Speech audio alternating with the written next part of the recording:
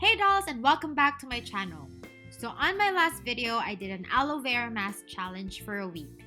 And I was really amazed by the results. So on this video, I'll show you how to make an aloe vera gel from scratch that can last up to 4 weeks inside the fridge.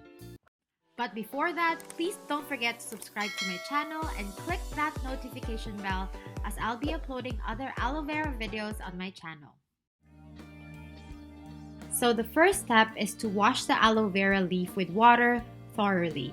I also wiped it dry with a paper towel to remove the dust or other debris on the leaf.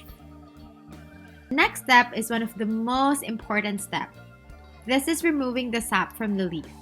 We do this by cutting the very end of the leaf, and then we let the leaf stand upwards in a container.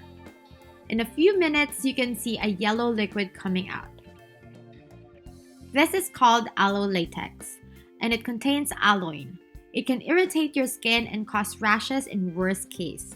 So always let the yellow liquid drip completely before applying.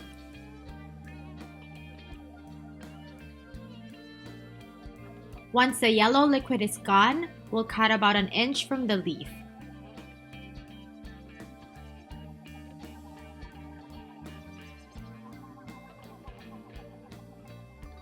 Then we'll cut the sides, and then we cut the rest of the green outer part.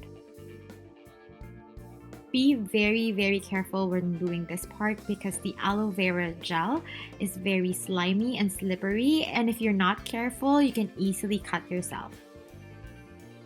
You should be left with this clear aloe vera flesh. Don't throw this green parts as it still has the flesh attached to it. You can store it in the fridge for 3 days in a tight container and use it for minor cuts, burns, or apply it on the dry parts of your body for instant hydration. I'll be showing you 2 ways to make the fresh aloe vera into gel. The first way is to put the flesh inside the blender. And then you blend it until it liquefies.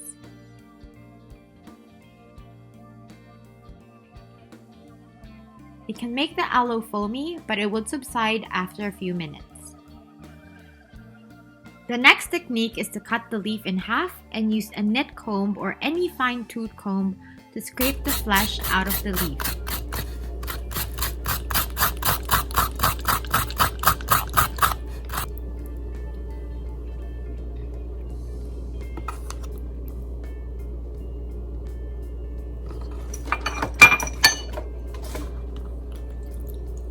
I like the consistency of this the most. After liquefying the flesh, we now then strain it so there's no pulp. I actually love to apply this pulp on my scalp for better hair growth. After straining, I added 2 capsules of vitamin E. This would keep our aloe vera gel fresh for a long period of time. You can also add tea tree oil or lavender oil.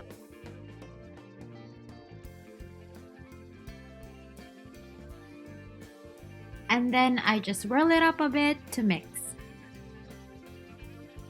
I then transfer it to a container, and my container of choice is a squeeze bottle as it's the most convenient to use and the most hygienic. And that's it. Now you have an aloe vera gel that you can use every day as a face mask, hair mask, treating minor burns and cuts. And recently, I also found this very helpful in treating my daughter's eczema.